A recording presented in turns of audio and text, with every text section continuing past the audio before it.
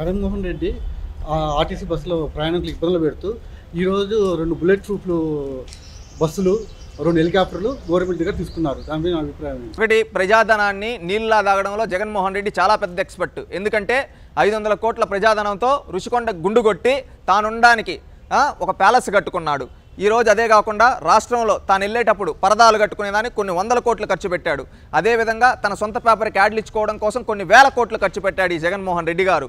ఈరోజు అదే కోవలో ఈరోజు ఆర్టీసీలో ప్రజలు బాధలు పడుతూ ఉంటే కనీసం 1 కిలోమీటర్ సిమెంట్ రోడ్ వేయలేడు కానీ తాను పోవడానికి హెలికాప్టర్లు అదేవిధంగా బుల్లెట్ ప్రూఫ్ బండ్లు తీసుకున్నాడు. నీకెందుకయ్యా?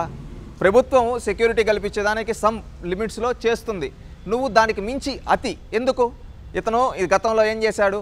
అదేదో స్పెషల్ సెక్యూరిటీ ఫోర్స్ నాకు కావాలి, నా కుటుంబానికి కావాలని చెప్పి వాళ్ళ కూతుర్లు లండన్లో ఉంటే వాళ్ళకు కూడా సెక్యూరిటీ ఇప్పించాలని చెప్పి ప్రభుత్వ ధనంతో ఆ విధంగా సెక్యూరిటీ కల్పించుకునే దానికి ప్రభుత్వ ధనాన్ని ఉపయోగించుకున్నాడు.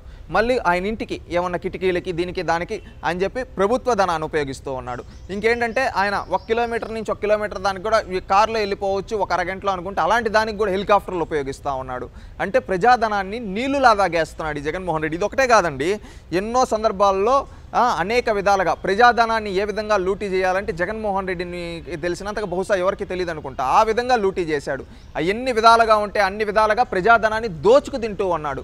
ప్రజలు ఈరోజు మాకు రోడ్డు వేయ్యా అంటే మేము రోడ్డు వేసేదానికి నా దగ్గర డబ్బులు లేదు అంటాడు, కానీ ఆయన మాత్రం స్పెషల్ ఫ్లైట్లో వెళ్తాడు. మాకు ఒక చిన్న బస్సు పెట్టయ్యా అంటే నేను బస్సు పెట్టలేను అంటాడు, కానీ కోట్ల రూపాయలు పెట్టి భవనాలు కట్టుకుంటాడు ఈ జగన్మోహన్ రెడ్డి గారు. ఇది ఒకటి కాదు, 2 కాదు, కొన్ని 100 మంది మనం గ్రహించినట్లయితే ఈ జగన్మోహన్ రెడ్డి గారి పరిపాలనలో ప్రజలు అష్ట కష్టాలు పడుతూ ఉంటే ఇతను ఏమాత్రం పట్టించుకోకుండా, ప్రజల్ని పట్టించుకోకుండా నేనే నియంత అన్న విధంగా ఈరోజు వెళ్తూ ఉన్నాడు. ఇది ఎంత హేయమైన చర్య అంటే నిజంగా ప్రజలందరూ చూసి ఇలాంటి ముఖ్యమంత్రి మాకు అవసరం లేదు, ఈ ముఖ్యమంత్రికి బాయ్ బాయ్ చెబుదాం అనుకుంటూ ఉన్నారు. ఆ పరిస్థితికి ఈరోజు జగన్మోహన్ రెడ్డి గారు వచ్చారు. ఇది ఒకటే కాదండి, రాష్ట్రంలో మనం అనేక విధాలుగా ఈరోజు బీసీలకి కార్పొరేషన్ లోన్లు ఇవ్వయ్యా అంటే బీసీలకు కార్పొరేషన్ లోన్లు ఇవ్వడు, అదేవిధంగా ఎస్సీలకు కార్పొరేషన్ లోన్లు ఇవ్వమంటే ఇవ్వడు, ఎస్టీలకు కార్పొరేషన్ లోన్లు ఇవ్వడు. ఇంక ఈ డబ్బునంతా ఏం చేస్తున్నాడంటే తన చుట్టూ ఉండే కొంతమంది సామంత రెడ్లకి దోచిపెడుతూ ఉన్నాడు ఈ జగన్మోహన్ రెడ్డి. ఆ సామంత రెడ్లు ఎవరో కాదు, వైవి సుబ్బారెడ్డి గారు, విజయసాయి రెడ్డి గారు, చెవిరెడ్డి భాస్కర్ రెడ్డి గారు, పెద్దిరెడ్డి రామచంద్రారెడ్డి గారు, సజ్జల రామకృష్ణారెడ్డి గారు. ఈ 5 మందికి మాత్రమే ఈ రాష్ట్రంలో సంపాదించుకునే హక్కు ఉంది.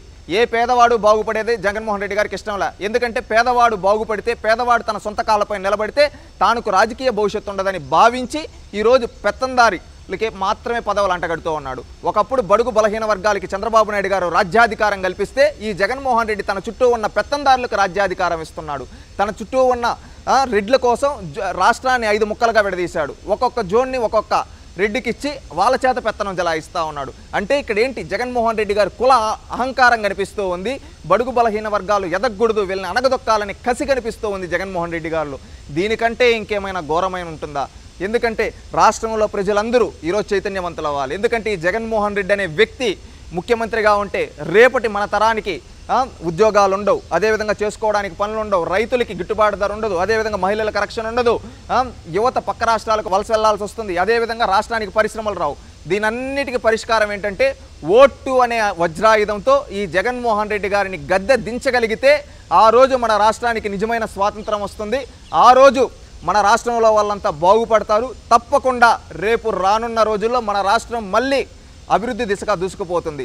దీనికన్నిటికీ మన ఓటు అనే ఆయుధంతో ఈ జగన్మోహన్ రెడ్డిని భూస్థాపితం చేయాలి. ఆ భూస్థాపితం చేయడానికి రాష్ట్రంలో ఉండే యువత, అదేవిధంగా ఉద్యోగులు, మహిళలు, రైతులు ప్రతి ఒక్కరూ కంకణం కట్టుకొని ఈ జగన్మోహన్ రెడ్డి గారిని గద్దె దించాలి.